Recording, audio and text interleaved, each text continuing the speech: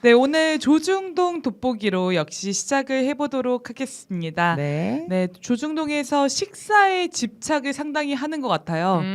네, 같이 밥 먹으면 큰일 나는 줄 안다라는 칼럼입니다. 네, 그래서 강성 지지자 눈치 보느라 식사도 못한다. 뭐 추석 맞아서 식사 함께하면 어떻냐 이런 이야기인 것 같은데요.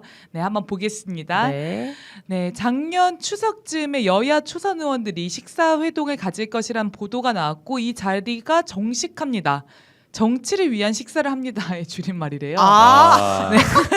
이런 말장난. 네, 그래서 당시 모임을 추진했던 사람이 국힘당 김대식 의원인데 이게 잘 추진이 안 됐었나 봐요. 김대식이라는 사람이 그쪽 지지자들 눈치가 좀 보이는 것 같더라. 그래서 이후에도 민주당 의원들과 식사를 시도했는데 중진은 만나줬지만 초선은 거의 없었다. 이 만난 중진들이 누군지 모르겠어요. 혹시 검색하면 나오는지 모르겠는데 네, 국힘당과 밥 먹고 다니는 보통 한 3, 4선들을 좀 중진이라고 하죠. 그렇잖아요. 네, 그렇죠. 근데 이제 작년 추석쯤이면 한창 윤석열 탄핵 얘기할 때 아닙니까? 그쵸. 국민들이 광장에서 계엄 경고하면서 싸울 때인데 다 지켜보고 있는데 한가롭게 국힘당과 식사한 민주당 중진 의원 정식 네, 먹은 사람 누군지 누구야? 한번 찾아보겠습니다. 네. 네, 띄워주십시오. 그래서 이제 그 자리에서 민주당 중진 의원이 뭐라고 했냐면 지금 우리 당 초선은 물론 일부 재선 의원도 야당과 사적으로 만나면 큰일 나는 줄 안다. 밥 먹는 건 고사하고 과거 흔했던 여야 공부 모임도 없어졌다. 저런 게 있었어? 이들이 3선 4선 될 때쯤엔 교류가 완전히 끊길 수도 있다. 나라의 미래를 생각하면 이게 정말 큰일 아니냐라고 했다는 거예요. 저런 거 걱정하시는 분 보통 정성호 의원이었는데. 지금 약간 국민의 눈밖에 네. 났죠. 네. 근데 사실 이게 쓸데없는 걱정인 게 3선 4선 될 때쯤엔 국힘당이 국회에 없어요. 그렇죠.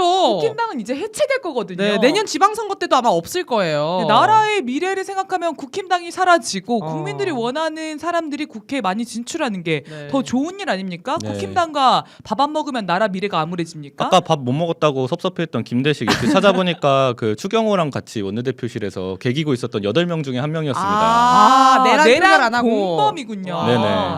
네, 역시 이런 사람이랑 밥을 먹는 민주당 중진 의원 누구야? 누군지 누구야? 정성호 아니세요? 네, 먹을 거면 떳떳하게 먹어야죠. 에이, 사진도 한번 찍고 먹을 띄워주십시오. 거면. 네. 계엄 이후 분위기가 한층 냉랭해졌다. 민주당은 국힘 의원 107명 중 48명에 대해 제명 촉구 결의안을 냈다. 절반 가까운 의원을 국회에서 제거하자는 것이다. 대부분이 윤석열 전 대통령 체포에 항의하며 한남동 관저 앞에 모였던 사람들이다. 내란 수계를 체포하지 말라고 현행법을 위반하면서 공무집행을 방해했던 중범죄자들 아닙니까? 맞습니다. 이들을 국회에서 제거하자는 게 무슨 문제죠? 전혀 문제 없죠. 내란 공범 그럼 국회에 살려둬야 됩니까? 밥 먹는 게 문제입니다. 저런 자들이랑. 그런데도 조선일보는 밥을 안 먹는 건 문제고 내란 공범 윤석열 체포를 방해했던 국회의원들을 제명하는 거는 문제가 아니라는 거죠. 맞죠? 그렇죠. 제가 지금 잘 말한 거 맞죠? 맞죠? 말하신 거 같아요. 제명하는 건 문제다라는 거죠. 네, 네네네. 문제다라는 거죠. 네, 한번 또 넘겨주십시오. 네. 제명은 의원에게 내릴 수 있는 가장 중요한 징계다. 그러면서 갑자기 김영삼 전 대통령을 언급했어요. 유일한 제명된 의원이다. 네. 이 일로 부마 사태가 이어졌고 결국 유신 정권의 몰락에 불렀다. 근데 그 김영삼을 제명한 게 박정희 주도하에 이루어진 거 그렇죠. 아니겠습니까? 국힘당의 전신들 아니겠습니까, 사실은. 네, 그래서 네. 이거랑은 상황이 달라요. 근데 이거를 왜 가지고 왔는지를 모르겠어요. 그래서 유신 정권의 몰락을 불렀다라는 게 결국 국힘당이 해체되는 결과가 같은 거 아니겠습니까? 그렇죠. 네, 그래서 제명까지는 아니지만 품위 실추를 이유로 상대당 의원에 대한 징계안을 낸 것도 너무 많다. 뭐 이준석 같은 사람 그러니까. 네, 제명해야지 맞는 거잖아요. 네. 아직 안 되고 있죠. 근데 6대6으로 김병기가 김병기 원내대표 먹은 거 아니야? 김제 계속 나오네요. 많아 보고 있다. 네네네. 네, 그래서 이 모든 문제가 국힘당과 민주당 여야 의원들이 밥을 안 하기 때문에 생기는 문제다. 진짜 저렇게 단순하게 사니까 좋겠어. 네, 네, 정말 네. 이 식사에 이렇게 집착하는 이유가 뭔지 모르겠는데 국민의 한 한 사람으로서 올 추석 화면 띄워주십시오. 올 추석에는 여야 의원이 만나 식사하는 모습을 보고 싶다. 국민들 중에 누가 국힘당이랑 민주당 의원들 만나서 식사하는 모습에 목매는 사람 있습니까? 네. 전 더 황당한 건 나라의 미래를 위해 초선이 많이 끼면 좋겠다. 와. 초선 의원들에게 뭔 짓을 하려고? 그러니까 저 지기현처럼 밥을 뭐 룸사롱 가서 드시나? 아니 오늘 그 뉴스 뜬 거 보니까 제주도의 네. 부장판사들이 업무 시간에 음주감하고 난리였더라고요. 아이고. 미쳤나봐요. 지귀한 친구들 아닙니까? 수사해 봐야 됩니다. 룸살롱에서 거기 지귀한 있는지 그렇죠. 없는지. 횟집 갔는지 15만 5천 원 냈는지 확인해야 됩니다 지금. 네, 윤석열 재판 안 하고 네. 지금 음주 가면 또 어디서 즐기고 있을지 몰라요. 네, 그래서 마지막 지지자 무서워서 밥도 못 먹는다고 하면 의원 자격이 없다고 생각한다. 야, 진짜 기가 막히다 정말. 한마디 해줘야죠 청년위원장님. 네. 됐어요 뭐. 잘 챙겨 드시라고 하십시오. 드실 네. 거면 당당하게 드세요. 네. 저희가 다 보고 있으니까. 사진 찍고 무슨 얘기 하는지 영상도 네, 다 찍고. 얼마 전 김병기 보셨죠? 네, 다 보고 있으니까 한번 드셔보세요. 네. 네, 조선일보야말로 밥 먹을 자격이 없다 이런 생각이 듭니다. 좋습니다. 고맙습니다. 네. 네. 어떤 얘기 이번에는 선넘사에서 해주실 건가요? 네, 요즘 하도 조이대 검찰 국힘당이 전방위적으로 발악을 하고 있지 네, 않습니까? 네, 네. 이거에 대한 좀 짤막한 뭐 단상, 평을 먼저 좀 나누고 싶은데요. 네네네. 지금 이들은 대한민국의 이라고 하는 나라의 주인이자 최고 권력자가 국민이 아니라 자기라고 생각을 하고 있는 것 같아요. 맞습니다. 사실 국민이 왕인 시대이지 않습니까? 그런데 왕 호소자들이 왜 이렇게 많은 거예요? 네. 지금 조이대도 자기가 왕인 것처럼 국회를 무시하고 그 청문회에도 불출석하고 국민 위에 국회 위에 군림하려고 하는 거 아니겠습니까? 짐이 곧 국간이라 네. 독재를 이어가고 있는 게 조이대예요. 네. 그래서 저는 이 지금 한국 사회에 불거지고 있는 내란 세력들이 그동안 해방 이후에 국민 주권을 훔쳐서 자기 권력인 양 휘둘러 온 아주 오래된 적폐 기득권 세력 아니겠습니까? 네. 엄밀히 따지면 국민 주권 도둑놈들이다. 잡아야죠. 네, 그래서 이 도둑놈들을 잡자고 우리 국민들이 몽둥이 들고 지금 거리에 나서고 있는 것이다. 그래서 절대 이길 수 없을 거라는 생각이 들고요. 그래서 이제 그 내란 청산의 과정이 내란에 가담했던 자들, 내란의 주동자들, 공모자들을 청산한다라는 것에서의 의미도 굉장히 크지만 사실 해방 이후부터 이 국민 주권을 탈취해왔던 자들을 우리 국민들이 혼내주고 또 그걸 실현하기 위해서 매번 거리에서 싸워왔던 여러 국민 주권 항쟁을 잇는 흐름 속에 우리의 내란 청산 투쟁이 있는 게 아닌가 그러네요. 싶습니다. 계엄 터지고 그냥 갑자기 광장에 나온 게 아니라 그 흐름이 쭉 역사적으로 있는 거네요. 그렇죠. 네네네. 네, 그래서 원래 우리 것인데 빼앗긴 국민 주권을 정치, 사법, 경제, 사회 곳곳에서 하나하나 되찾고 더 높은 수준에서 실현하겠다는 국민 항쟁의 대장정을 지금 써나가고 있고요. 그 끝은 국민 승리로 막을 내릴 거라고 네, 생각합니다. 아유 고맙습니다. 구산화 위원장의 단상이었습니다. 네 좋습니다. 지금 미국이 계속해서 3,500억 달러 현금으로 내라 얘기하고 네. 있거든요. 어떻게 보시나요? 네, 지금 외환보유고 80% 이상을 현금으로 선불로 내놓아라 네. 이런 이야기를 하고 있는 거잖아요. 네. 근데 한국의 외환보유고 80% 이상이 사라지게 되면 어떤 일이 일어나나 1997년에 그 외환위기 당시에 10월에 그 보유고가 305억 달러였다고 해요. 근데 외환위기가 본격화되던 12월 말에 204억 달러로 감소를 했다는 겁니다. 네. 근데 그게 당시 외환 보유고의 66%에 해당하는 금액이었던 거죠. 305억 달러에 비교해 보면. 네네. 근데 지금 트럼프가 80% 이상의 외환 보유고를 털겠다는 건데. IMF보다 더 높은 위기인 거네요. 그때 한- 당시 그렇죠. IMF가. 한 2배 넘게 심각한 거 아니에요? 지금 30%만 빠져도 IMF가 왔었던 건데 그러니까요. 66%. 66%에 해당하는 네. 금액이니까. 66%가 감소해서 그러네요. 네. 그러네요. 네. 그래서 미국의 요구를 수용하게 되면 한국은 제2의 외환 위기를 맞을 수밖에 없게 되는 거 그렇죠. 아니겠습니까? 그래서 이재명 대통령이 나 탄핵감이다 이거 이렇게 얘기하는 네, 거잖아요. 이렇게 하게 되면 국민들로부터 심판받는다 네, 이런 얘기를 네. 하고 있는 건데 저는 미국이 노리는 게 지금 오히려 한국의 제2의 IMF 사태를 노리고 있는 건 아닌가. 일부러. 네, 일부러 이런 의심도 좀 들어요. 어. 사실 한국은 무역 의존도가 높고 수출입의 경제 종망이 걸려 있기 때문에 이 외환 보유고를 안정적으로 보유하고 있는 게 굉장히 중요한 문제 네, 아니겠습니까? 네, 네, 네. 또 외환 보유고가 충분하지 못하게 되면 기업도 은행도 전전긍긍할 수밖에 없고요. 지금 사실 국제 시장에 한국이 맺고 있는 이 관계들을 생각해 보면 달러 없이는 석유나 소비재, 원자재 이런 것들을 매입할 수가 없습니다. 네. 그래서 달러가 없어지는 거, 외환 보유고가 줄어드는 게 경제에 직격탄이 되는데 이걸 미국이 자꾸 건든단 말이죠. 근데 역사를 돌이켜 보면 1997년도에 IMF를 일으켰던 장본인이 미국이잖아요. 그렇다고 하더라. 나 영화 보고 알았어. 김혜수 씨 나오는 영화 있잖아요. 네. 그게 얼마나 노골적으로 드러난 역사적 네, 사실이면 네, 네. 그런 대중 영화에서도 다뤄지겠습니까? 네. 네, 그래서 그 미국이 일시에 당시 달러를 갑자기 회수하면서 외환 보유고가 모자라게 해놓고서 한국이 일본의 달러를 빌려서 위기를 벗어나려고 하니까 미국이 직접 나서서 일본을 협박했죠. 아. 돈 빌려 주지 말라고. 네. 심지어 미국의 재무부 장관이 일본의 재무부 장관에게 편지를 써가지고 돈 빌려주면 가만두지 않겠다 네. 이런 협박도 했다는 거 아니겠습니까? 네. 그리고 IMF 당시에 이 자본시장을 개방하고 한국 노동시장을 유연화하는 여러 이런 더 그래서 처사들? 미국에 의존할 수 있게끔 이런 네. 것들을 주도했던 것도 미국이었죠. 네, 네, 그래서 네. 이제 결국은 미국의 투기 자본들이 한국에 들어와서 기업과 자본을 장식하고 은행까지도 다 미국이 지금 투자자가 훨씬 높잖아요. 네, 잠식돼가지고. 자본율이 굉장히 높잖아요. 네, 네, 지분율이. 네, 네. 그러다 보니까 한국 경제가 미국에 굉장히 의존하고 종속성을 높이게 됐는데 지금 다시금 이런 꿈을 꾸고 있는 게 아니냐.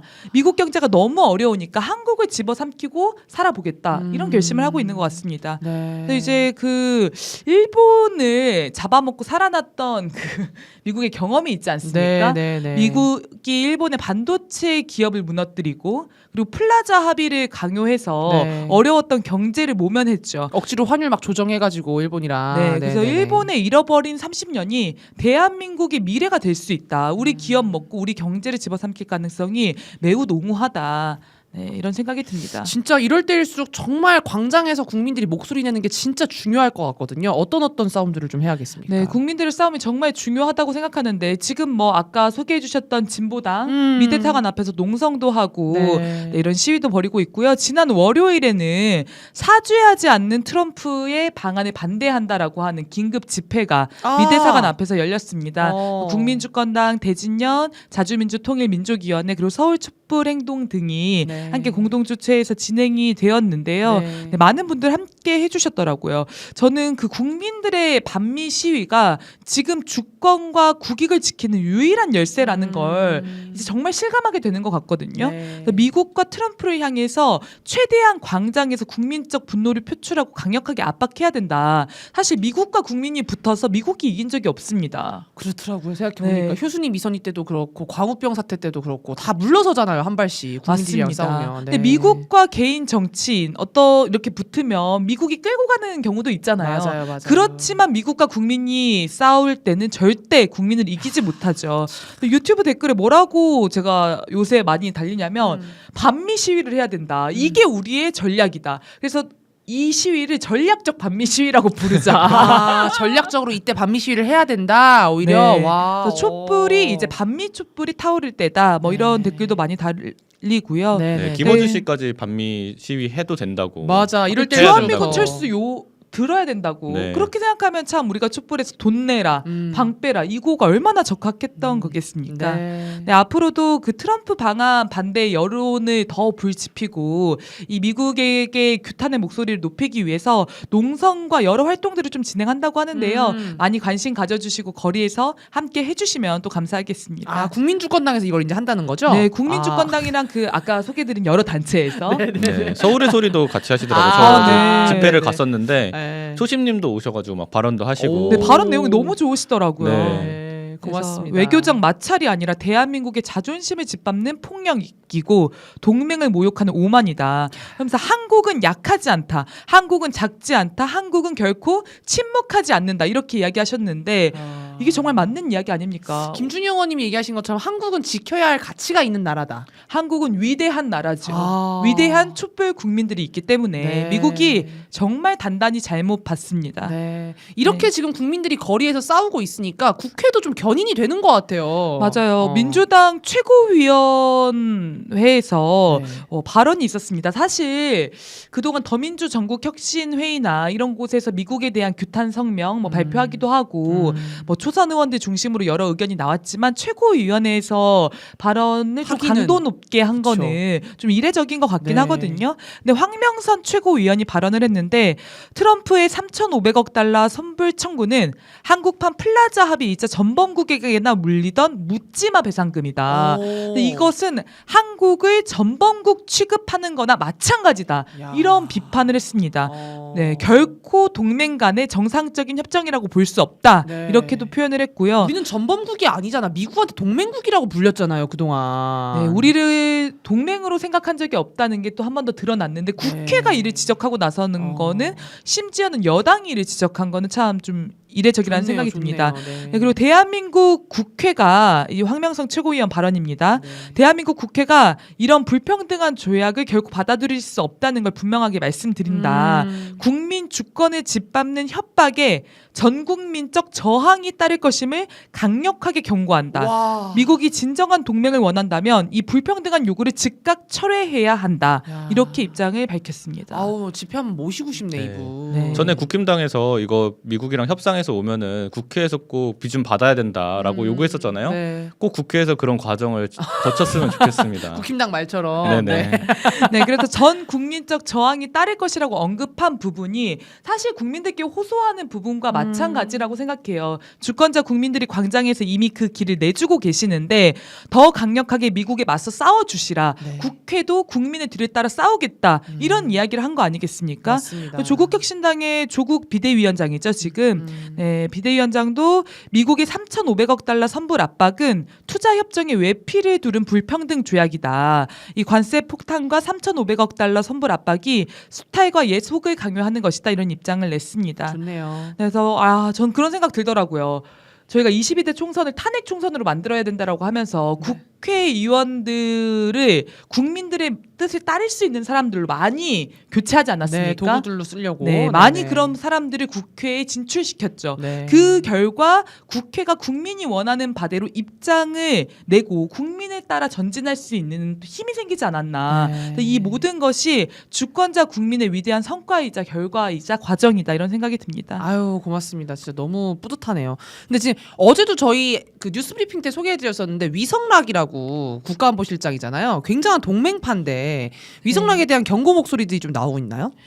네, 그 위성락이 경고를 했죠. 위성락이 미국한테 아니요, 그럼요. 위성락이 네. 민주당을 향해서 어? 경고를 했습니다. 어이고. 지금 이제 황명성 최고위원 발언에서도 그렇고 네. 민주당 의원들이나 여권 인사들이 네. 미국을 규탄하는 반미 발언을 이제 하니까 네. 위성락이 이렇게 경고를 했습니다. 지금은 미국과의 협상이 상당히 첨예한 상황에서 진행되기 때문에 오버플레이를 하지 않아야 한다. 야. 네. 아니 어제까지만 해도 정성호가 이거는 미국이 좀 무리한 요구를 하는 건 맞다라고 채널 A에서 인터뷰한 게 있었거든요. 근데 이게 지금 다시 이렇게 얘기하고 있는 거구나. 그래서 미국을 위해서 오버를 하고 있는 게 아니냐. 그러니까 이게 어. 무리하다라고 하는 것은 일정 인정하면서도 네. 이게 범국민적 반미 시위로 번질까봐 위성락이 나서서 진화를 하는 건 아닌가 이런 생각이 들고요. 그리고 이제 트럼프의 선불 그 3,500억 달러 내라는 표현에 대해서도 네. 그 진위를 지금으로서는 확신하지 못하겠다. 아니 뭐 이름 진위를 확신하지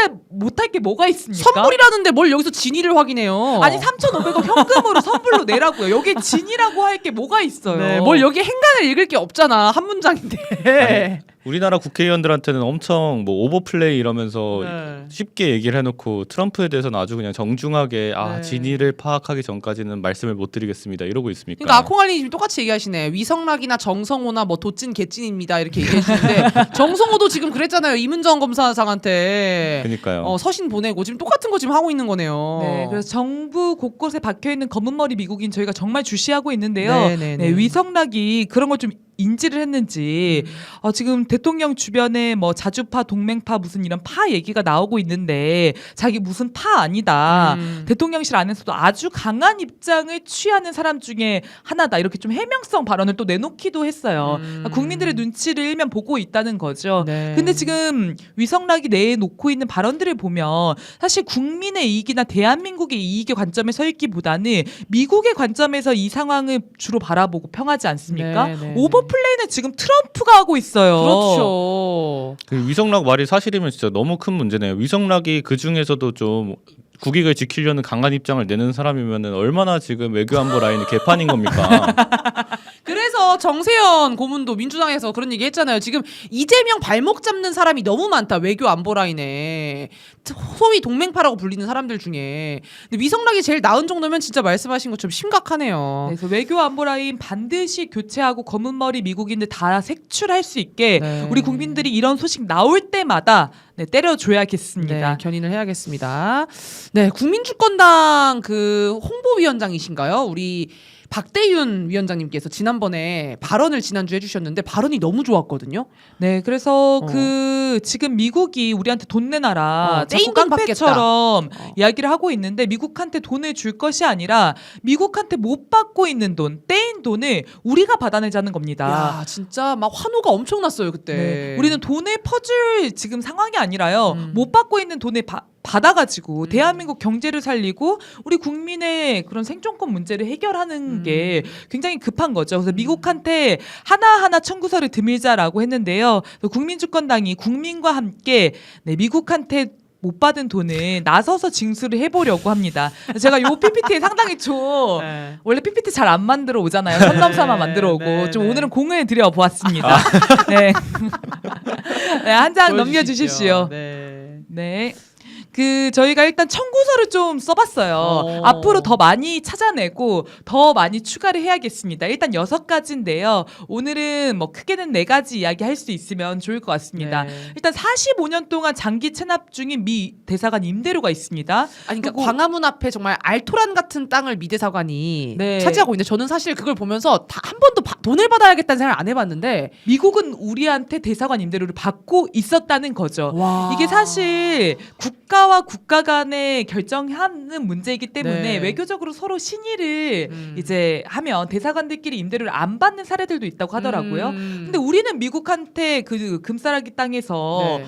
엄청난 대사관 임대료를 지불하고 있는데 지금 미 미국은 우리한테 전혀 지불하지 않는다는 와. 거죠. 요 얘기는 조금 이따 네, 자세히 네, 다뤄보도록 네, 네, 하고요. 네. 한번 앞선 화면 다시 자료 화면 띄워주십시오. 네. 고맙습니다. 지금 이제 두 번째로는 미 대사관 직원 숙소 사용료 문제가 있습니다. 이것도 무상으로 지금 이용하고 있었어요. 그리고 주한미군 기지 사용료 있고요. 네. 방위비 분담금 여러모로 문제 많았는데 없애야죠. 네. 그리고 미군 기지 환경 오염도 우리가 지금 전부 떠안고 있습니다. 네. 이것도 청구를 해야 되고 전기료, 가스비 이런 것들도 다 싹 다 받아내야겠습니다. 받을 게 진짜 많구나. 네, 그래서 하나하나 따져보겠습니다. 네, 한 장 네, 네. 넘겨주십시오. 네, 이제 미대사관 그 기본 정보를 보시면 면적이 약 1963평이에요. 아, 진짜 크구나. 1963평을 미국이 45년 동안 무상으로 사용하고 있었던 겁니다. 건물만 놓고 보면 365평 정도 된다고 합니다. 근데 우리나라 그 국유재산법이라는 법이 있더라고요. 이 법에 따르면 해당 재산가액의 1000분의 50 이상의 요율을 곱한 금액을 청구할 수 있다. 연간 사용료로. 그렇게 뭔 책정해야 된다. 이런 게 있어요. 네, 그러니까 이제 재산가를 계산한 다음에 거기에 1000분의 50 이상을 곱하라는 거죠. 그래서 그 계산을 좀 해봤습니다. 네. 한번 넘겨주십시오. 네, 그럼 미 대사관 임대료는 얼마가 되겠느냐? 땅과 건물 가치를 합치면 4천억이 넘는다는 거예요. 그럼 이 연 임대료를 추산을 하면 4천억 곱하기 1000분의 50이니까 네. 이게 우리나라 돈으로 191억이라는 겁니다. 그럼 달에 191억이라는 거예요? 연이요, 연간 임대료. 191억. 월로 치면 16억 이상인 거죠. 그래도 많구나. 네, 넘겨주십시오 한번. 네. 네, 연 임대료 191억을 받아낼 수 있다. 네, 네. 그러면 일단 못 받은 거 45년치 받아내고 어. 올해부터 계산해서 25년도 191억, 네. 26년도 191억, 네. 해마다 191억이 생기는 거예요. 어. 이 돈으로 우리 복지를 위해서 얼마나 많이 쓸 수 있겠습니까? 그러니까요. 지금 세수가 부족해서 이재명 정부가 세수 징수 활동 활발히 벌이고 있잖아요. 그렇죠. 지금 국세청이 다른 데 힘 쏟을 게 아니라요. 미대사관 임대료 체납된 거 징수하는 데 힘을 쏟아야 됩니다. 기본소득도 할 수가 있겠네요. 저거 그렇죠. 하면 연마다. 네, 연 임대료고요. 한 장 더 넘겨주십시오. 이게 그동안 못 받은 그 45년 동안의 장기 체납료가 있지 않습니까? 네, 이것도 네, 네. 받아내야죠. 네. 근데 나라의 재산을 무단 점유를 한 거잖아요. 45년 동안. 네. 그럼 이 경우에는 사용료의 120%를 또 변상금으로 내야 됩니다. 임대료는 따로 하고. 네. 어. 그래서 45년치 그 임대료를 단순 합산하면 8,597억, 약 9천억이거든요. 네. 그러면 45년치 9천억을 받아낼 수 있는 거예요. 근데 거기에 변상금까지 계산을 해내면 네. 1조 이상을 받아낼 수 있다는 거죠. 이야. 45년치 미납 임대료 1조 원 받아내고 네. 연간 191억 이상 받아내자는 겁니다. 네, 저 진짜? 이자까지 쳐야 돼요. 네, 어. 그렇죠. 다달이 이자도 사실 계산해야 됩니다. 지금 이자 계산은 안 했는데 네. 저는 사실 수치에 그렇게 강한 편은 아니거든요. 네. 수치에 강하신 분들 같이 오셔서 연구 개발을 좀 도와주시면 좋겠습니다. 네, 다 하면 한번 네. 띄워주십시오. 네, 45년 체납 임대료 변상금 요것도 받아내자 이겁니다. 야, 우리 네. 위원장님 진짜 지독하다. 저 계산해서 왔어. 1조 316. 네. 받아야죠. 근데 네, 받아야죠. 근데 이게 실제 다른 네. 나라 사례를 보면 그런 사례가 있어요. 어. 일본 같은 경우에도 그동안 임대료를 못 받고 있다가 2007년도에 10년치 임대료 7천만 엔을 한꺼번에 납부를 받았습니다. 오, 그러니까- 받은 사례가 있구나. 네, 일본에 주둔하고 있는 미국 대사관은 그동안 안 낸 10년치 임대료 7천만 엔을 엔을? 한꺼번에 납부를 했다는 거죠. 근데 왜 어. 우리한테 돈 안 냅니까? 그러니까요. 우리를 너무 만만하게 보는 거 아니겠습니까? 우리나라 정부 얘기를 안 하니까 그동안 안 해왔잖아요. 맞습니다. 그래서 그동안 국회에서도 이야기는 나왔어요. 어. 근데 본격적으로 이거 징수하자라고 만들지 못했죠. 네. 그래서 국민적 징수 운동을 벌여서 국회를 좋다. 움직여 보자는 겁니다. 좋다, 좋다. 네, 화면 한번 띄워주십시오. 유튜브로 보시는 분들 구호 한번 외쳐주세요. 돈 내라, 방 내라. 네, 좋지 않습니까? 좋아요. 너무 구호 좋아, 진짜로. 네, 그다음 두 번째입니다. 네, 화면 넘겨주십시오. 그다음 이제 미국이 무상으로 불법으로 사용하고 있던 대사관 직원 숙소에 대해서도 임대료와 이런 것들을 청구하자고 하는 것입니다. 이제 그동안 용산 미군 기지 내에 대사관 직원 숙소를 불법적으로 만들어놨어요. 아, 또 용산에 있었구나. 네, 미군 기지에 왜 대사관 직원 그러니까 숙소가 신기하네. 미군이 아닌데? 네. 그러니까 이게 위반인 거예요. 어. 원래 한미 소파에는 기지에는 주한미군과 그 관련자들만 그렇죠. 네, 주둔하게 되어 있거든요. 그러니까 네. 대사관 직원은 기지 시설을 사용하면 안 되고 음. 별도의 시설을 대여하든지 임대료를 지불했어야 됐던 거죠. 네. 근데 이게 논란이 되니까 미국이 아차 싶었나 봐요. 어. 한 장 더 넘겨주십시오. 돈을 이제 내겠다. 그러니까 이제 숙소를 부지를 줘라 이런 협상을 하게 된 겁니다.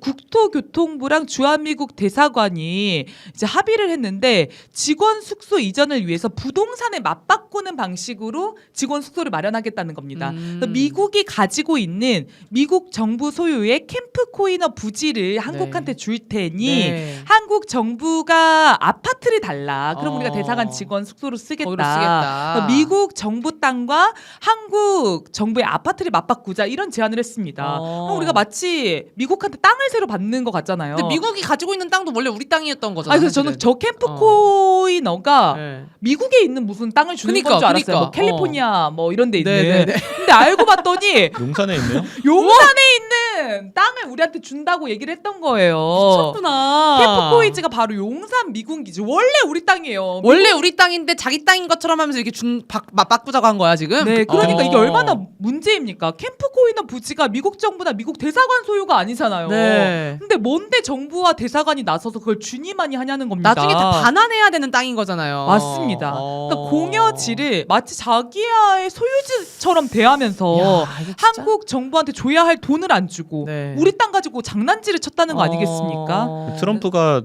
미군 기지 땅 다 달라고 했던 말이 괜히 나온 게 아니네요. 이미 다 그렇게 생각하고 있었네요. 그러니까 이미 머릿속에 미군 기지는 우리 땅이야 이런 생각을 하고 있었던 네. 거예요. 그래서 우리 땅 줄 테니 너네 아파트 내놔 이런 말도 안 되는 소리를 하고 있었던 겁니다. 네. 이것도 받아내야 된다는 거죠. 그렇죠. 네, 그리고 다음 장 넘겨 주십시오.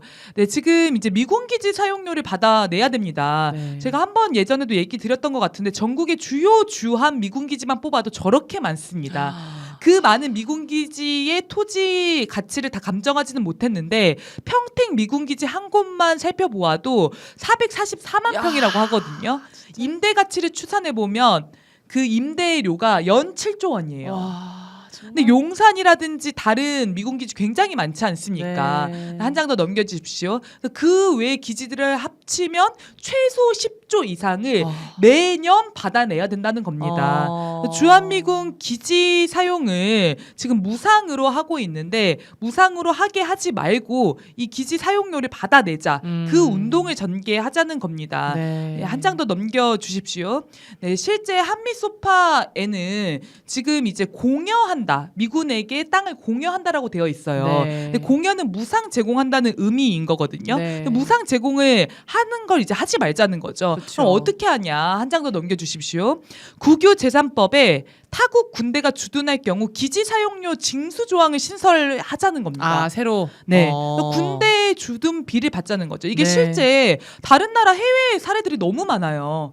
넘겨주시면은 독일, 일본, 이탈리아, 미국의 모두 주요 동맹 국가들 아닙니까? 네. 여기에 공여를 하는 나라가 없어요. 다 미군 기지는 임대 방식으로 운영을 하고 있습니다. 필리핀, 키르기스스탄, 우즈베키스탄, 에콰도르, 파키스탄 우리가 생각하기에는 대한민국보다 사실은 국력이 약하다라고 생각되는 경제 그쵸. 규모가 작다라고 생각되는 나라들도 미국을 상대로 임대료를 청구하고 사용료를 인상해서 받는 사례들이 너무 많습니다. 필리핀 사례는 뉴스에서 본 것 같아요. 국회가 네. 그걸 승인했다고. 맞습니다. 그리고 키르기스스탄 지난 네. 촛불에서 소개가 됐는데 네. 3배 임대료 사용료 올리라고 요구를 해가지고 그만큼 받아냈다는 거 아닙니까? 근데 대한민국이 못할 이유가 뭐가 그렇죠. 있습니까? 주권을 가진 국가이기 때문에 요구하면 되는 거거든요. 요구를 안 해서 사실은 이제 아쉬운 거지 정부가. 네, 그래서 주한미군 기지 사용료까지 징수해야 된다. 네. 네, 마지막입니다. 지금 방위비 분담금을 폐지해야 됩니다. 이건 이제 나가고 있는 돈을 줄이자라는 그렇죠. 거거든요. 네. 2024년 방위비 분담금이 1조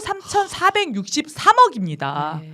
어마어마하죠. 그렇죠. 근데 2018년도에 9,600억 정도를 줬는데 6년 만에 40%를 인상했어요.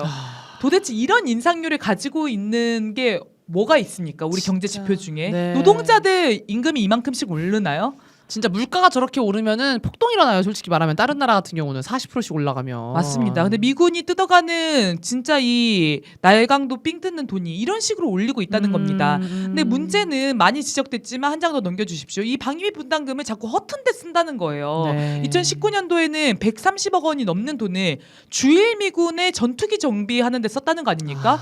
왜 우리 돈을 일본 방위를 위해 쓰고 앉아 있습니까? 저건 진짜 못 참죠. 너무 화나네요. 일본 했으면은 멕시코 장벽장 쌓는 데 쓰려고 그렇죠. 하고 쓰려고 했죠. 그걸로 네. 이자놀이하고 미국은. 맞습니다. 그래서 이자 노름 상황 너무 심각해요. 한번 넘겨주십시오. 네, 그 2024년 10월 기준 굉장히 따끈따끈한 기준이죠. 네, 네. 쓰지 않고 쌓여 있는 방위비 분담금이 1조 7,700억입니다. 와, 저거 연간 임대료 내면 되겠네. 저 돈으로 딱. 야, 한 해는 건너뛰어도 되겠어요. 일단 올해는 있으니까 네. 안 낼게 이렇게 해야죠. 그러니까 돈을 안 쓰고 있으면서 네. 매해 돈을 자꾸 더 올려달라고 요구를 네, 하고 네. 있는 거고 주한미군이 심지어 2019년도에는 은행에 예치되어 있던 방위비 분담금 2,800억을 미국 재무부 계좌로 송금하는 일도 있었어요. 저렇게 야. 쓰라고 준 돈이 아니잖아요. 아니 이게 우리나라가 이 협정을 맺어가지고 지불하는 이 돈이 네. 미국 재무부의 쌈짓돈처럼 그냥 막 계좌 송금을 해버리는 거예요. 저게 지금 트럼프가 요구하는 투자 방식 아닙니까? 그런 거죠. 그러니까 아예 그냥 이제 기지까지 다 달라 이렇게도 얘기를 하는 거예요. 말씀하신 것처럼. 네, 맞습니다. 그래서 지금 한미 소파 그 제5조에 따르면 사실 미국이 모든 경비를 부담하게 되어 있거든요. 네. 이 방위비 분담금 협정이라고 하는 별도의 협정을 만들어서 음. 미국의 주둔비, 경비를 한국에게 전가 부담 부담시키고 있는 겁니다. 그래서 이 존재 자체가 부당한 건데 걷어들이는 돈, 쓰이는 내역 모든 게 다 불법적이고 부적절하다. 그래서 네. 새는 돈들 다 막아야 된다. 이런 말씀 드리고 싶습니다. 네, 아유 고맙습니다. 이 진짜 해야겠다 이거. 너무 네. 투지가 막 불러오는데요. 그래서 다들 이렇게 떼인 돈 음. 받아냅시다. 미국에게 떼인 돈 받아냅시다. 이런 거 이렇게 차고. 네, 약간 일수꾼처럼 말고 우리는 진짜 국민을 아, 위해서 주권자로서. 네, 주권자로서 얘기를 하는 네, 거잖아요. 일수꾼이라도 대사관 쓰면 뭐 안 이런데. 됩니까? 네, 뭐라고요? 일수꾼이라도 쓰면 안 됩니까? 깡패들 보내가지고 두루 눕고 앞에. 네, 그래서 마침 또 국회에서 국정감사 일정이 외통 네. 일정이 잡혀 있다고 해요. 그래서 어. 국회에서 이런 관련한 내용으로 기자회견도 하고 입법 청원도 진행을 하고 뭐 헌법 소원도 하고 할 수 있는 여러 방식들을 열심히 동원해 봐야 될 것 같습니다. 네, 고맙습니다. 꼭 떼인 돈 받아냅시다. 네. 어떻게 우리 위원장님 한 가지 정도만 더 해볼까요? 아, 시간이 되나요? 안 됩니다. 원래는 안 되는데. 아쉬우실까? 준비한 게 너무 많으셔가지고 우리 아시아들이. 아, 네, 이제 마지막으로 한 네. 가지만 더 얘기 네, 드리면은 네, 하나만 더 해주시죠. 네, 이재명 대통령이 9월 23일 유엔 총회 때 기조 연설을 통해서 상대 체제를 존중하고 어떤 형태의 흡수통일도 추구하지 않을 것이고 일체의 적대 행위를 할 뜻이 없으면 다시 한번 분명하게 밝힌다. 오. 국제 사회를 향해서 선언을 한 거죠. 네. 박수를 받았죠. 대한민국은 네, 북한을 흡수통일할 생각이 전혀 없다.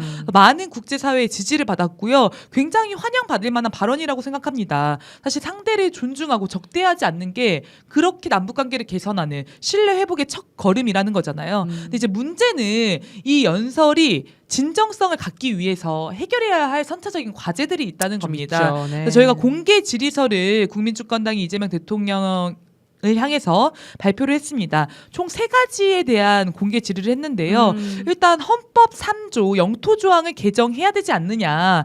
네, 대한민국 영토는 한반도와 부속도서라고 한다고 해서 북한을 대한민국 영토 무단 점령 반국가 단체로 취급하고 있는 이걸 개정해야지 그 진정성이 있지 않겠느냐. 뭐 이런 공개 질의이고요. 아, 이것 이제- 때문에 이적죄 외환죄도 잘 성립이 안 돼요, 윤석열. 맞습니다. 뭔 반국가 단체예요. 유엔 같이 지금 동시 가입돼 있는 나라인데. 저희가 지금 누누이 강조하는 부분을 한 번 더 이제 언급을 좀 했고요. 네, 두 번째로는 헌법 제4조 대한민국이 자유민주적 기본 질서에 입각한 통일 정책을 수립하고 추진한다라는 요게 사실 흡수통일 내용이잖아요. 네. 요거를 삭제해야지만 체제 존중의 진정성이 전달되지 않겠는가. 사실 북한은 사회주의 국가로서 그 체제를 계속해서 완성해 가고 있는 나라이지 않습니까? 네, 네. 체제 존중은 이 흡수통일 조항이 삭제돼야 네, 가능하다. 그러네요. 네, 그리고 세 번째로는 국가보안법 폐지해야 되지 않냐는 거죠. 지금 이제 북한에 대한 민간 접촉을 전면 허용했다는 거잖아요. 맞아요. 100% 허용했다고 네. 정동영 통일부 장관이랑 얘기 근데 나왔었죠. 북한 가면 잠입 탈출죄, 북한 사람 만나면 회합 통신죄, 북한의 긍정적 표현하면 고무 찬양죄. 이게 다 국가보안법에 명시된 내용들입니다. 그리고 정권이 바뀌면 언제 또 이게 범죄가 될지 모르는 게 불안한 거잖아요, 사실은. 맞습니다. 네. 그래서 그 예전에 그런 사례 많지 않았었나요? 남북관계 좋았을 때 합작해가지고 기업 활동했는데 간첩으로 나중에 몰려가지고 맞아요. 계속 압수수색 당하고 실형도 사시는 그런 이제 피해자분들이 너무 많습니다. 저는 이재명 대통령이 이런 조처를 계속해서 진행하면서 그 전 세계에서 공언했던 약속이 그냥 말이 아니라 진정한 그 실현 가능성이 있는 네. 그런 것이라는 것을 입증해 보이셨으면 좋겠습니다. 그래야 남북관계 개선이라는 소중한 결실로 이어지지 않을까 싶어요. 네, 고맙습니다. 아우, 이거 아까 그 징수운동은 집회 때 한번 강연 한번 해주시면 좀 좋을 것 같아요. 얼마 전 특파한 그 강연처럼. 아, 네. 그 좀 어려울 것 같습니다. 바로- 수치에 약해가지고 이런 전문가분들이 좀 오시면 좋겠어요. 법률 네. 전문가, 수치 네, 전문가. 뭐 좋습니다. 네, 저희가 좀 운동본부를 꾸리게 될지는 좀 어, 봐야겠지만 네네. 꾸리게 되면 많은 국민 전문가분들을 모시겠습니다. 아우, 적극 좋네요. 지원해 주십시오. 알겠습니다. 국민주권 실현을 위해서 계속 선을 넘는 사람들이 되겠습니다. 오늘 방송 여기서 마치겠습니다. 고맙습니다. 네, 좋은 하루 감사합니다. 되십시오. 네, 어? 오늘 조중동 돋보기로 시작을 해보겠습니다. 네. 오늘의 조중동 돋보기 PPT 화면 띄워주십시오. 네, 동아일보 칼럼입니다. 횡설수설. 정말 가끔 횡설수설하는 글들을 내줘가지고 저희가 또 네, 애용하는 칼럼인데요. 네네. 혐중 시위 몸살이라고 하는 칼럼을 내놨어요. 그래서 오. 내용 전반이 혐중 시위에 대해서 비판하는 내용으로 구성이 되어 있습니다. 신기하네요. 동아일보에서 저런 글을 낸다는 게. 너무 신기하죠. 네, 그래서 네. 이 글을 쓴 이 윤한준이라는 사람이 진보 인사인가? 오. 내가 몰랐는데 동아일보에서 뭔가 언론개혁 운동을 하고 있는 오. 사람인가? 그럴 약간 리가 없잖아요. 한겨레의 성한용처럼 동아일보에는 윤한준이 다른 목소리를 내나 이렇게 볼 수 네, 있는 거죠. 찾아봤는데 네네네. 그건 아니었다는 겁니다. 네, 아. 그 전에 쓴 칼럼이 정청래 대표에게 쓴 칼럼이에요. 수박이 될 용기가 필요한 정청래. 진짜 아무 소리나 하네. 네, 그래서 수박이 되어라. 강성 지지층의 요구와 국익이 다르니까 강성 지지층 목소리를 듣지 말고 수박이 될 결심을 해라. 정청래 대표는. 와, 뭐 진짜 이런 횡설수 칼럼을. 소리네. 그거를 김병기 대표가 읽은 거 아니에요? 재밌었습니다. 재밌다, 재밌다. 오케이, 오케이. 역시 조중동을 좀 열독하고 있을 가능성 매우 높죠. 네. 네, 그래서 굉장히 정체가 이제 분명한 사람인데 혐중 시위에 대해서 비판하는 칼럼을 냈습니다. 내용 한번 보겠습니다. 서울 곳곳이 혐중 시위로 몸살을 앓고 있다. 뭐 외국인 관광객이 몰리는 명동, 대림동, 잠실에서도 중국인에 대한 노골적인 혐오를 드러내는 시위가 일어나고 있다. 이들이 외치는 하늘이 중공을 멸할 것 같은 구호는 표현의 자유로 넘기기엔 지나치다. 사실 조중동이 맨날 내란 극우 세력의 목소리를 표현의 자유라는 이름하에 맞아요. 최대치로 보장해야 된다고 얘기하는 집단 아닙니까? 맞습니다. 근데 이걸 이제 비판하기 시작하는 거예요. 오. 네, 그리고 피켓을 중국인 관광객들 얼굴 가까이에 대는 일도 있었다고 한다. 아, 정말 어. 국제적인 망신이죠. 네, 망신이죠. 네, 네. 이런 시위를 주도하는 이들 중 윤석열 전 대통령 지지단체가 적지 않다. 네, 그래서 부정선거 타령을 한다든지 윤석열 탄핵 반대 집회에서 보였던 윤어게인 구호들이 그대로 등장한다. 그래서 윤석열이 이 혐중 시위의 뿌리가 된 셈이다. 이렇게까지 이야기를 하고 있습니다. 네, 네. 네. 좀 넘겨주시겠어요? 네. 그래서 한국 내 방중 정서는 이전에도 있었다는 거예요. 이거는 네. 사실 좀 객관적인 사실이 맞는지는 잘 모르겠어요. 네. 이 동아시아 연구원이 어떤 연구를 주로 하는 데인지. 그러네요. 처음 들어봐요. 네, 제가 다 파악은 못했는데 네, 얼핏 네. 보니까 한미동맹 현대화 찬성하고 네, 이런 이야기에 많이 하더라고요. 네, 한 번 더 비핵화 얘기하고. 네, 그래서 반중 정서가 실제 하는 건지 뭐 이 여론조사가 맞는지는 모르겠지만 뭐 이 얘기를 하려고 끌고 들어온 게 아니라 이런 정서가 존재한다고 할지라도 비이성적 혐오로 극단화하지 않도록 막는 게 국정이고 정치다. 오. 그런데도 윤석열은 반중 정서를 악용해 근거 없는 음모론으로 혐중을 부추겼고 그를 지지하는 극우 성향 유튜브를 중심으로 허위 정보가 우후죽순으로 확산됐다. 네. 이런 이야기를 했습니다. 알고 약간 있었네요. 좀 그러네요. 모르고 있었던 게 아니야. 역시 알고 악용을 했다는 게 네. 정말 촌철살인 같은 한마디였습니다. 네, 그래서 이런 인식이 참 놀라운데요. 네. 네, 다음 장 한번 띄워주십시오. 그러면서 말하는 게 이런 혐오가 경제에 악영향을 미친다. 겨우 살아난 상권에도 악영향을 미치고 또 올해 5월엔 유엔이 공식 보고서를 통해서 혐중이 심각하다고 한국이 지적했는데 국제망신 아니냐 네. 이런 지적까지 하고 있습니다. 네, 한 장 더 넘겨주십시오.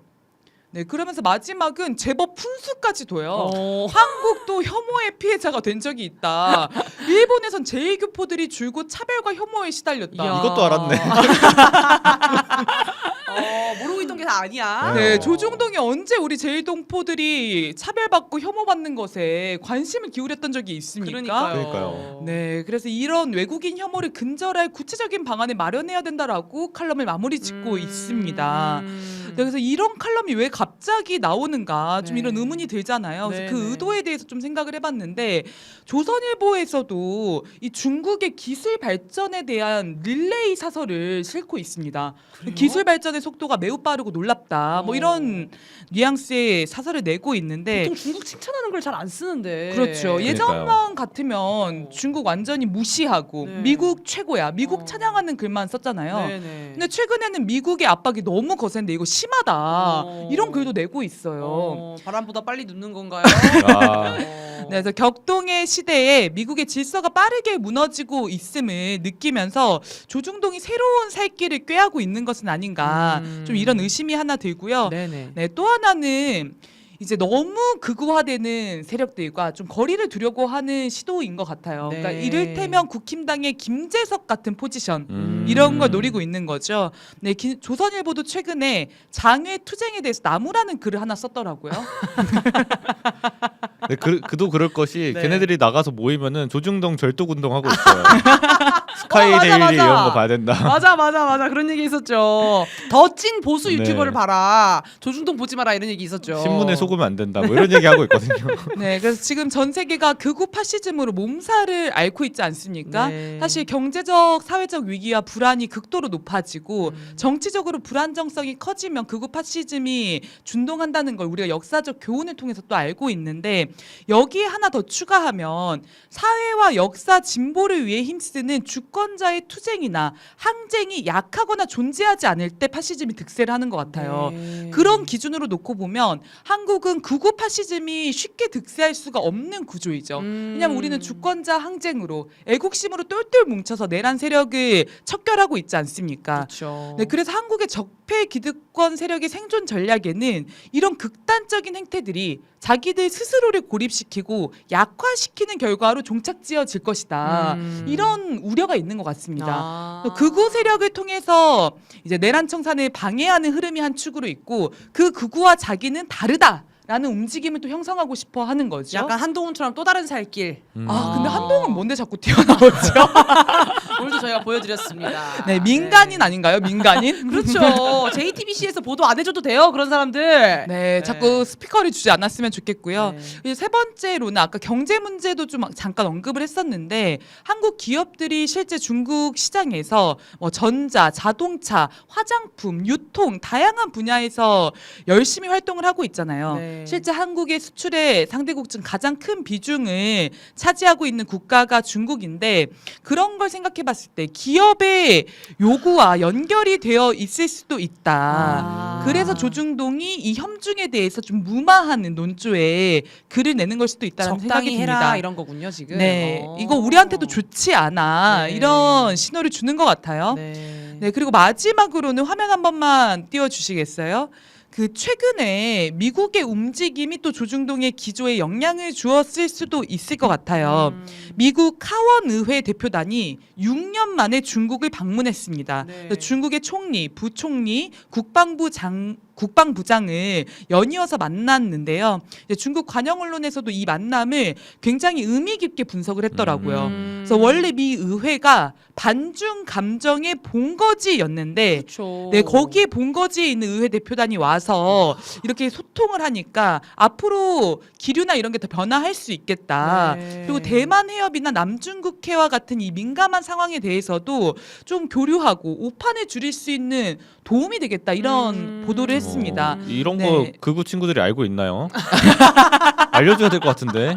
그러니까 지금 찰리 커크에만 신경 쓸 게 아니거든. 네. 이런 걸 알아야 되는데. 네, 그래서 중국을 겨냥한 미국의 이 대중국 적대 정책이나 행보가 사라진 건 아니고 네. 뭐 군사적인 측면에서 강화되어서 계속되는 것도 있지만 외교안보적인 측면에서 이런 행보도 나오고 있다는 거예요. 어떻게 보면 일관성이 없는 굉장히 혼란스러운 외교안보 정책이 쓰이고 있는 건데 아무튼 이런 기류가 조중동 논조에도 일정 반영이 되는 건 아닌가 싶습니다. 그렇겠네요. 중국이랑 싸우자고 해놓고 의회단이 중국을 방문하고 이러니까 네 알겠습니다. 네. 고맙습니다. 네, 그리고 오늘 조중동 돋보기에서는 뭐 조중동 내용은 아닌데 좀 다루면 좋겠는 내용이 있어서 하나 가지고 왔습니다. 네, 화면 한 번만 띄워주십시오. 저희도 저도 저거 사진 봤어요. 네 별로 그런데 무슨 내용이죠 이게 지금? 네, 정의당 장혜영 지금 마포구 지역위원장이죠. 네네네. 유튜브발 뜬 소문으로 대법원을 공격했다. 여당 대표 정청래는 사과하고 자중하라. 저기 마포구가 지금 정청래 의원의 지역구죠. 그렇죠. 맞아요. 아 얄팍합니다. 얄팍해. 진짜 얄팍하다. 지금 그 정의당이 이재명 당시 대표 체포 동의안 때도 정의당이 이제 그걸 하지 않았습니까? 자기는 체포 동의한다 이렇게. 지금 네. 그거랑 비슷한 거잖아. 지금 똑같이 공격하고 있는 거잖아 지금. 맞습니다. 그 당시에 장혜영 씨가 거기에 또 앞장섰던 인물이죠. 네. 저는 가짜 청년 정치의 몰락을 보여주는 현수막이 아닌가. 네. 정의당 몰락에 정의가 있다. 우리가 이런 평을 많이 했었는데 네. 정의당이 국민에게 처절하게 버림받은 이유가 무엇인지 한 번 더 확인시켜 주는 것 같고요. 네. 이제 한 장 더 넘겨주십시오. 이게 조중동의 또 류호정 씨가 등장을 그래서 저거 했어요. 계속 하고 있더라고요. 네. 류호정의 톱밥 먹는 주인공. 그 계속 일하면서 무슨 칼럼 요새 같은 거 계속 쓰죠. 목소로 일하고 있어요. 아. 네, 그래서 탈공장보다 탈정치, 그만큼 정치가 무서워라는 제목의 뭐 연재를 하셨는데 조선일보에서 지금 하고 있네요. 네, 조선일보랑 예전에 정의당 국회의원 하던 시절에 유튜브 출연해가지고 술 마시는 유튜브 나와서 저희가 비판했었던 적이 있습니다. 진보를 표방하는 청년 정치인이 이 조선일보 유튜브에 나가서 같이 술잔 기울이면서 이런 말도 안 되는 소리를 늘어놓고 앉아있냐 네. 굉장히 비판했었는데 네, 지금 뭐 아무것도 하진 않고 있지만 네, 조선일보에 이렇게 연재하고 있다는 거 조선일보가 왜 이들에게 지면을 허락하겠습니까? 그렇죠. 조명을 주는 이유가 있죠. 아, 네. 댓글이 너무 웃기네요. 쟤는 누구? 고양이가 지구를 구한다님은 정의당이 뭐예요? 이렇게. 아니 저는 처음에 저거 가짜 뉴스인 줄 알았던 게 네. 민주노동당으로 이름 잠깐 개명하지 않았습니까? 맞아요. 근데 어느새 또 정의당이 됐어요. 그러네. 대선 끝나자마자 그렇구나. 돌아왔어요. 아 그렇구나. 네. 아, 너무 존재감이 없어가지고 사실 잘 몰랐는데 네. 저희 촛불행동 청년위원장님이시거든요. 사실 김재영님께서 가짜 청년 정치 어떻게 해야 되는가 김재영님이 이제 많이 보여주셔야 될 것 같아요. 네, 한마디 좀 일가를 날려주십시오. 네? 근데 이준석 이겨야 되거든요. 네네. 네, 일갈까지 하지 않겠습니다. 아무도 모르는 사람들한테. 좋네요. 일갈이네요. 아무도 모릅니다. 조선일보만 알아요. 네. 네, 그래서 시대 정신과 역사적 소명을 자각하지 못하고 사심에 사로잡힌 청년 정치의 끝이 얼마나 비루한가. 이 진보의 탈을 쓴 적폐들을 반드시 청산하자 이런 생각이 듭니다. 맞습니다. 네. 그러면은 다음 이제 네. 본격적인 이슈로 좀 넘어가면 좋겠습니다. 네. 오늘은 한미일 외교장관 회의에 대한 이야기를 좀 드려야 될 것 같아요. 유엔 총회 전에 한미일 외교부 장관들끼리 모인 거예요, 그러면은? 네, 지금 이재명 대통령께서 뉴욕에 가셔가지고 네. 뭐 여러 외교 활동도 할 거고 가기 전에 자주국방에 대한 이야기도 하시고 뭐 여러 외신 인터뷰도 하고 있지 않았습니까? 네네네. 네, 근데 이제 외교장관 회의에 공동 성명이 발표되었는데 외교 안보 전략이 완전히 엉망으로 가고 있다는 걸 또 한 번 보여준. 네, 성명이었습니다. 네. 저는 좀 이 발표 내용을 보면서 뭐 이따가도 말씀드리겠지만 이재명 대통령의 뉘앙스랑 조현 외교부 장관이 자꾸 합의해서 돌아오는 뉘앙스가 다르죠. 완전히 달라요. 다른 것 같아. 왜냐면 이재명 대통령은 얼마 전까지만 해도 어제죠 자주국방 얘기하고 그랬거든요. 네, 외국군에 이렇게 너무 의지하면 안 된다라고 그렇죠, 말씀하셨는데. 그렇죠. 네, 의도적인 메시지를 사실 던진 거잖아요. 네. 그래서 뭐 일각에서는 미국이 이 국방 문제, 안보 문제 관련해서 이재명 정부를 압박하고 있어서 불어 메시지를 낸 거 아니냐 네. 이렇게 의도를 분석하기도 했었는데 네네. 그것과는 정반대되는 미국의 패권 전략이 완전히 종속되는 내용의 네, 공동 성명이 발표가 됐습니다. 어떤 내용들이 구체적으로 네, 있나요? 크게 세 가지인데 네네. 저는 첫 번째로는 북한 비핵화를 부르짖는 앵무새들 같아요. 아 이거 진짜 하면 안 되는데. 네, 이따가도 한번 좀 북한 비핵화 관련해서는 길게 다룰 텐데 네. 일단 공동 성명에 담긴 내용만 살펴보면 네. 북한의 완전한 비핵화에 대한 확고한 의지를 재확인했다. 이렇게 입장을 표명을 했습니다. 이거 네. 심각합니다 진짜. 네, 왜냐면 진짜 북한은 비핵화 얘기 꺼내지도 말라고 얘기를 하거든요. 북한 비핵화 절대로 없다라고 김정은 네. 국무위원장이 직접 이야기하지 않았습니까? 그렇죠. 비핵화는 이제 북한 헌법에 들어가 있기 때문에 비핵화 얘기할수록 지금 우리 보고 위헌을 하라고 내정 간섭하는 거예요, 사실은. 그렇게 이야기를 했죠, 북한에서. 네. 네, 근데 그 발표가 있고 나서 그 연설이 보도되고 나서 공동 성명에서 이 내용을 담았다는 겁니다. 네. 그러니까 얼마나 외교 안보적으로 사실은 자충수를 두는 건가 네. 이런 생각이 들고 또 북한의 핵 미사일 프로그램에 대해서 한미일이 함께 대응할 거라고 이야기하면서 대북 제재를 유지 강화할 필요성을 또 강조를 했습니다. 지금 중국도 러시아도 제재를 완화하는 흐름으로 제재를 해제하는 흐름으로 가면서 이 경제 협력을 본격화하려고 하지 않습니까? 네. 근데 제재를 오히려 더 대한민국이 앞장서서 유지 강화를 하겠다는 거예요. 더 강화할 게 있어요? 그게 제일 궁금합니다. 약간 대북 제재처럼 더 할 게 있나 싶은 네. 건데 그러니까 지금. 저희 촛불 선생님도 그렇게 얘기하시더라고요. 아니 제재 이제 아무 소용도 없고 제재 해제에 북한 관심도 없다. 이미 그 제재 속에서 국방력과 경제력을 그만큼 끌고 와서 번영할 일밖에 안 남았는데 북한이 뭐가 아쉬워서 제재 해제에 목을 매겠냐는 거예요. 네. 그런데도 시대 흐름을 못 읽고 제재를 유지 강화할 필요성을 강조했다는 겁니다. 이제 실효성이 없잖아요. 중국이랑 러시아랑 다른 나라들은 다 북한이랑 조금씩 교류하고 있거든요. 오래됐군요. 네, 러시아와는 사실상 대북 제재가 완전히 무력화된 지 그렇죠, 오래지요. 그렇죠. 중국에서도 지금 국경 지역에서 새로운 움직임들이 계속 포착되고 있다는 거 아닙니까? 네. 네, 좀 어리석은 길을 지금 선언하고 온 것 같고요. 두 번째로는 미국의 전략에 한국과 일본을 단단히 묶어서 돌격대로